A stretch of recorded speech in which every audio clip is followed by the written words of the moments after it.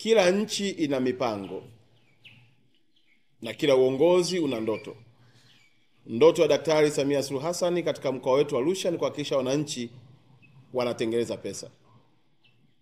Ameweka kila aina mazingira kutukuzia utalii wetu, na leo sisi ni mashahidi ya kwamba wananchi wanaendelea kunufaika na kazi kubwa anayoifanya ya kukuza utalii huku akilinda amani na utulivu wa mkoa wetu na nchi yetu kwa ujumla.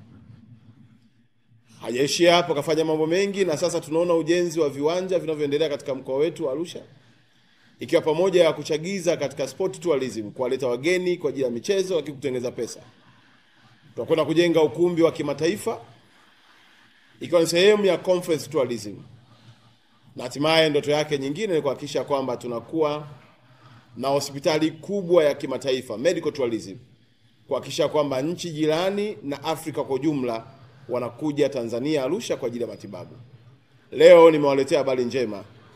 Daktari Samia katika uongozi wake wa kuijenga Arusha na wana Arusha wenyewe amewapa nafasi viongozi wetu wakuu wa mashirika haya kuja kusema na wana Arusha nini kinakuja.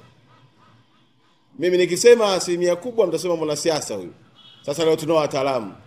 Mwenyekiti wa bodi anayesimamia shirika letu la reli na mtendaji wetu mkuu wa bandari zetu zote za Tanzania. Nini ndoto ya Daktari Samia katika mkoa wetu na malengo yake na anaanza lini kutekelezwa? Niliona safari hii nije mwenyewe. Wasinambie tu vijana, nikaona mimi mwenyewe niandamane na mainjinia kukagua reli yenu kutoka Arusha kwenda mpaka kufika Mruazi link line na kwendaje Dar es Salaam na ina connect na Magani Tanga.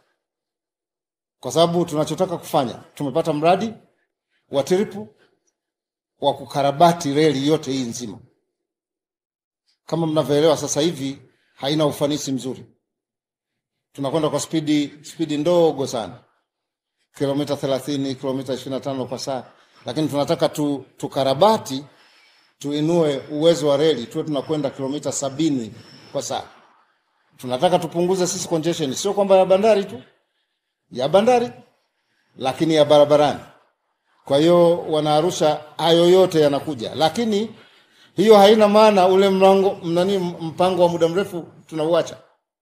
Mpango wa standard gauge uko pale pale. Kama mmeona kwenye wale ambao mmesoma ilani ya uchaguzi tayari. Mpango wa SGR uko pale pale kutoka Tanga, tunakuja Moshi Arusha, tunakwenda mpaka Musoma.